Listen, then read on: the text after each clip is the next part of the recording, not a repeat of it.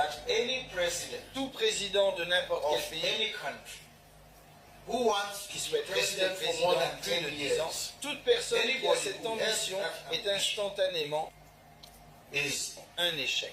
instantly a failure. You On can't ne want peut pas to do vouloir this job faire for ce more than 10 travail years pendant plus de 10 ans. if you are serious about it. Si on est If sérieux you take là-dessus, the job seriously, you si on can't prend do ce it for poste more au than sérieux, on ne peut pas l'occuper plus de 10 ans. Il a spécifiquement nommé de manière implicite des figures comme Paul Biya du Cameroun, Teodoro Nguema Mbasogo de la Guinée équatoriale, Yoweri Museveni de l'Ouganda.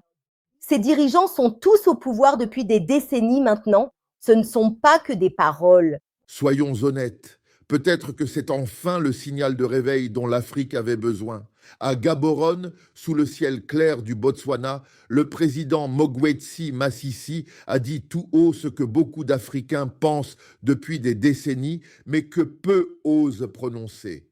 Il a dit, avec cette froide lucidité qui tranche dans la complaisance, « Tout président qui veut rester au pouvoir plus de 10 ans est instantanément un échec. » Pas une phrase de circonstance, pas un slogan politique. Non, une vérité nue, brutale, qu'aucune rhétorique ne peut diluer. Ce jour-là, Masisi inaugurait un projet de logement.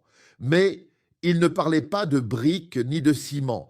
Il parlait du socle moral sur lequel repose toute démocratie digne de ce nom. La limitation du pouvoir. Ce qu'il visait, c'était le virus du pouvoir éternel, cette maladie chronique qui ronge les institutions africaines.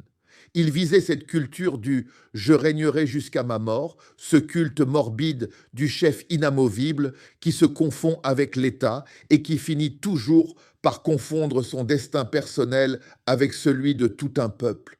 Oui, il faut le dire, Masisi n'a pas mâché ses mots. Il a écorché le vernis des hypocrisies, parce qu'en Afrique, nous savons de qui il parlait, même sans qu'il le nomme.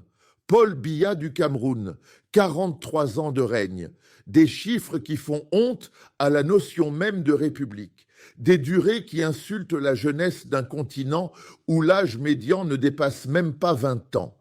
Masisi a planté un poignard dans le cœur du mensonge africain.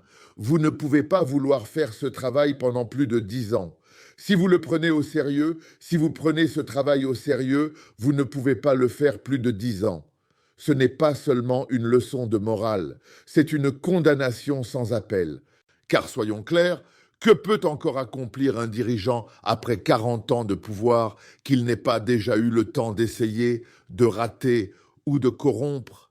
Quel projet de société peut encore jaillir d'un cerveau qui s'est enfermé dans l'écho de sa propre gloire? Rien, absolument rien. Le reste n'est que gestion du déclin, maquillage du naufrage, respiration artificielle d'un système à bout de souffle. Et pendant ce temps, les peuples étouffent. Les jeunes s'exilent, les fonctionnaires mendiants, les écoles pourrissent, les hôpitaux deviennent des morgues déguisées, et la seule institution qui prospère, c'est la présidence, ce mausolée doré où un vieillard s'accroche à son fauteuil pendant que le pays s'enfonce dans la boue. Appelons les choses par leur nom. Masisi a tiré sur l'ambulance des dictatures africaines, une balle rhétorique mais précise qui a touché le cœur du système. Il a dit à ses présidents à vie qu'ils sont les fossoyeurs de leur nation, les gardiens du statu quo, les ennemis du progrès. Il leur a rappelé que le pouvoir n'est pas une propriété privée, qu'il n'est pas un héritage, mais un service. Et qu'au-delà d'une décennie, le service se transforme en servitude. Pour chaque Camerounais, chaque Ivoirien, chaque Congolais, chaque Ougandais qui écoute ces mots, la résonance est violente. Parce qu'ils savent que derrière les sourires télévisés et les cérémonies protocolaires, il y a la peur. La peur d'un peuple bâillonné, la peur d'un avenir confisqué. Ils savent que ces présidents qui prétendent être indispensables sont en réalité les premiers obstacles à la renaissance de leur nation. Et pourtant, ces dirigeants persistent.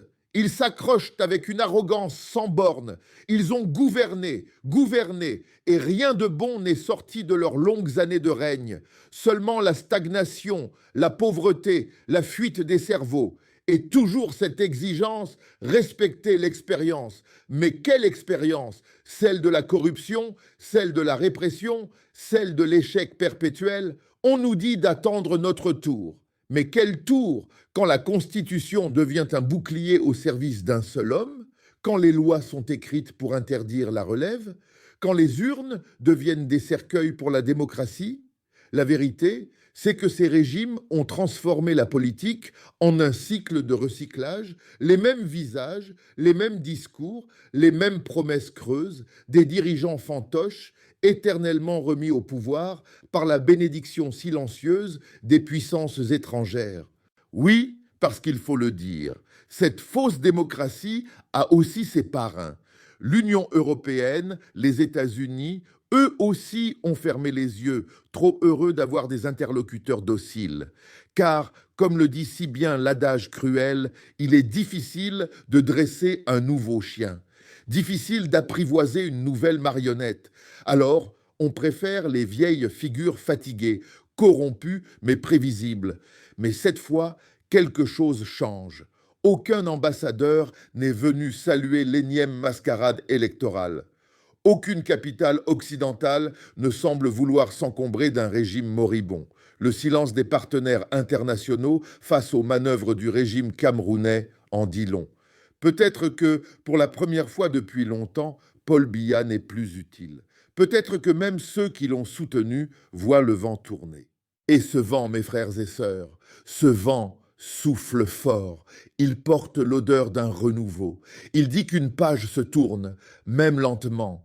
Il dit que les temps changent, que les peuples se réveillent. Mazizi n'a pas simplement parlé à ses concitoyens, il a parlé à tout un continent. Il a réveillé la dignité endormie des peuples africains. Il a rappelé que le pouvoir n'est pas une bénédiction divine, mais un contrat moral. Et qu'à trop vouloir s'y accrocher, on finit toujours par trahir ce contrat.